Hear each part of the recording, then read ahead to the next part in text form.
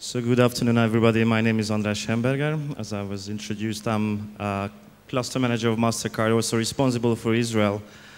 And it was a You're originally from where? Where are you located? Yeah, I was just about to mention it because I'm glad that you had that Microsoft spot in before, because it was shot in my city. It's from Budapest. I'm from Budapest, and it was shot in Budapest. It was very nice. Thank you very much. And the most thrilling innovation for me is, as we call it, the world beyond cash, or the cashless society. What we can do in the future for payments, what type of digital wallets, what type of mobile payment we can develop to live in a world where you and me, we won't need cash to pay for our everyday goods, for the services. How can we survive without cash? I'm surviving very well already today, but there's a lot more to do, not particularly maybe in Israel, but in other parts of the world. And that's, for me, the most exciting journey we are on. So it's very good you mentioned the cash and no cash and maybe no credit card word. So I want to start with a small reference from Wikipedia about innovation. There's a lot written here. I didn't understand everything, but I took something that I want us all to talk about it. Innovation, it's the last line. Innovation differs from improvement in that innovation refers to the notion of doing something different than doing the same thing better. Okay? כולם איתי? Everybody is here with this sentence, or you need it again? Doing something new than something better. Not better, new. Daniel, sorry. Do you think, let's talk about MasterCard now. Do you think, or do you know if there's somebody right now working inside MasterCard on the day that nobody will need a credit card anymore? We all work. Not a better credit card. No credit card, like no CDs, no records. Doing things differently, I think it's very important what you mentioned, and there is this famous sentence: "Innovate, don't imitate." So I think this is how we should approach innovation. I think we are working on. I think the technology today is available, and it has shown over the past years that you can pay without using this form factor, which we call today the card. So this is something which has developed over the past 40, 50 years. It started with a piece of paper, actually. Then it became a card with a magnetic stripe on it. Then it became a card with a chip on it. Then it became a card with a contactless function in it. And today we know that we can completely detach the payment as such, the way how we pay, from the form factor card. And you can literally make any device which is somewhat connected to a cloud, somewhat connected to a network, and is able to securely handle your credentials to a payment instrument. So I truly believe that in a few years from today, I'm afraid we're going to still pay by cash. Sometimes it has a long history and it survived thousands of years. In Hebrew we say, "En chaver ne'eman mikesef mezuman."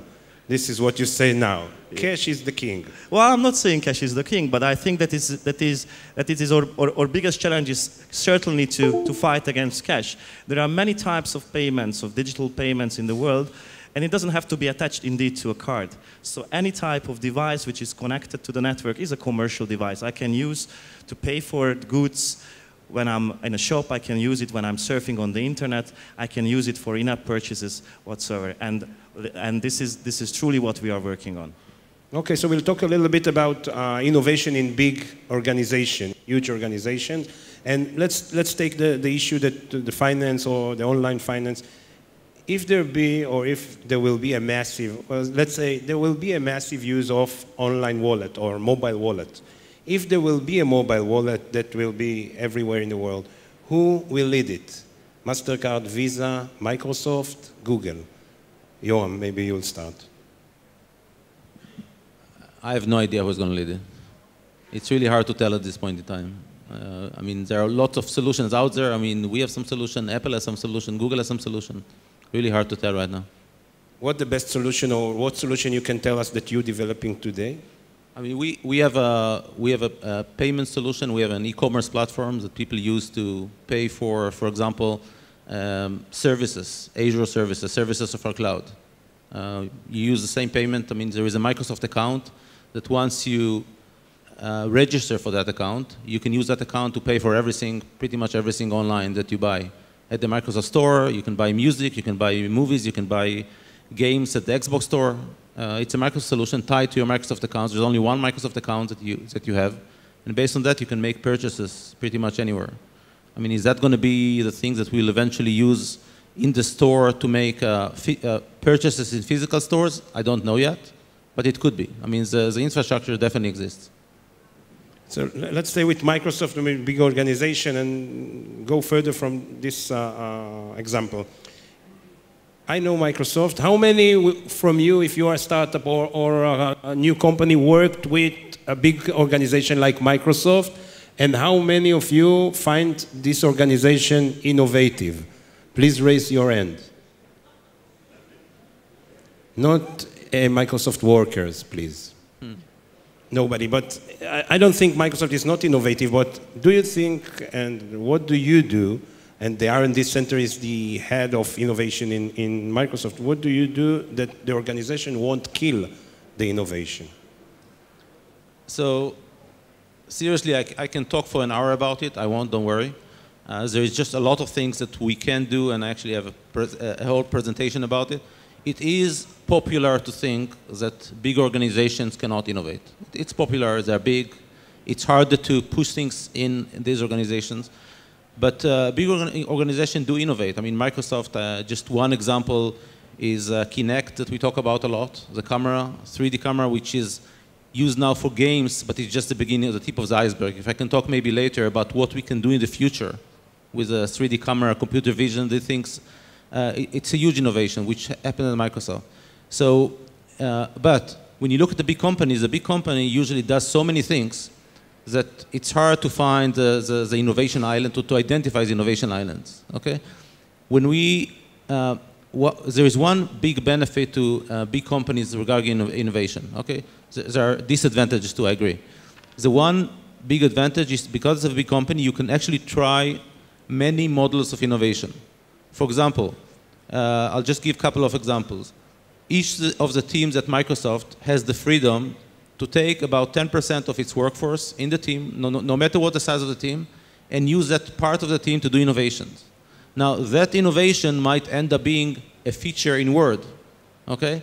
Which you might not call innovation, but it is. It's something that we did not plan to do. The team came up with some idea, and it became a feature in Word. Now, such a small team will probably not be able to make the innovation that will change the world. Will probably not be the office killer or something like that because it's part of the team. For that, we have some external teams that are corporate teams that have actually a lot of freedom to go and develop innovations. And they do. And there's just tons of innovations at Microsoft. Just last month, we had a hackathon, cross-company hackathon of 3 days, 3,652 projects. All of them, most of them really innovative. But here is the key. The key is, how do you take that innovation and you bring it to the point in which it matures and go to the market? And there, the challenge is not very different from what you see in the ecosystem of startups. You know, probably 1 out of 10 startups succeeds. It's about the same as Microsoft. Many of the innovation projects that we start, and there really, believe me, there are lots of innovation projects. Even in the center here, we have at least between 15 to 20 innovation projects at every given time. But at the end of the day, not many of them exit, like in startups, right? But some do. Last year, we had 2 exits in the center out of the 15 projects that we have. What's an exit? Exit? What? You sold it. What's an exit? Exit means that the company decided to take a project that we've done and make it a Microsoft service or project. I cannot talk about everything. I can give one example. One of the things we did in the last year, we took the Xbox recommendation engine, which is built in Israel. Every recommendation you get in Xbox, for example, what game to play, what movie to watch, what song to listen to, is given by a recommendation engine we built here in Israel. One thing we did, which is absolutely a startup, is to take that engine, put it on the cloud as an Azure service, and allow enterprises to use it to give recommendation to their customers. So for example, if you're a supermarket, you want to give recommendation to your customers, you use that engine to give recommendation to your customers. That's something that is going to market. It's an innovation that started by a couple of people saying, hey, that's a good idea. We gave them some budget. But again, just to summarize, at the end of the day, in a big company, just like out there, you have to convince someone, it's VCs out there, it's managers in a big company, that innovation is worthwhile investing in. To sell. Daniel, let's talk. You mix innovation from many places in the world, especially from Israel to Europe and to the United Kingdom. If you can talk a little bit about the area of innovation that you see today as main roads to new things, and then to speak a little bit about what you see from Israel. Are we still as innovative as we think? So it's a very interesting question. I think different regions have different concerns, because the way I see, like we said, innovation is usually there to tackle a problem and find a way. So if you take, and you often see in some places, things skip. So a classic example is in the Philippines. Very few people have bank accounts. And what's the fastest growing thing happening at the moment there? Bitcoins. Actually, an Israeli guy is setting up a Bitcoins exchange, and whether we're not having a conversation now about Bitcoins, cryptocurrency, but we will talk about Bitcoins. Okay, it's written here, Bitcoins. Okay, so we'll come to that in a minute, but what I think's fascinating is really retailers there and the consumer. It's not there as kind of a concept or a shtick or a kind of, we're doing it. It's really people who are... It's a currency, like dollar. They're really seeing it.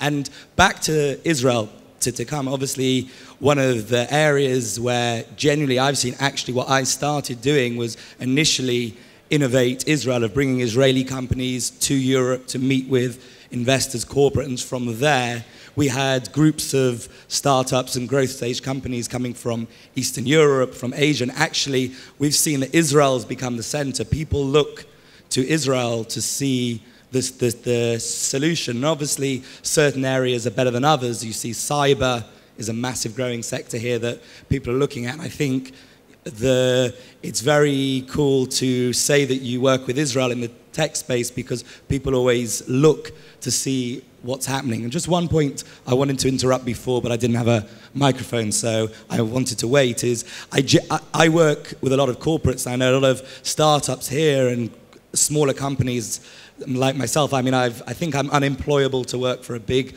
organization, but I think we generally see that the major organizations want to innovate and want to work with smaller companies, but their way their balance sheets and organization works, each department has to do. And I think most of what people see is when you meet the right person and your product's good, you will engage. The challenge is finding the right people, and I think that's why often people will say, oh, corporates don't do stuff, because ultimately they do, but it's finding the right people. And I think that's the challenge that everyone faces, is knowing who the right person is. And when you find that, things can happen. I think that's innovation in itself, of figuring out who the person is. How important marketing in innovation? From what you all said, in the end, if you have the right idea, or even if you have just an idea, the main problem is to sell it.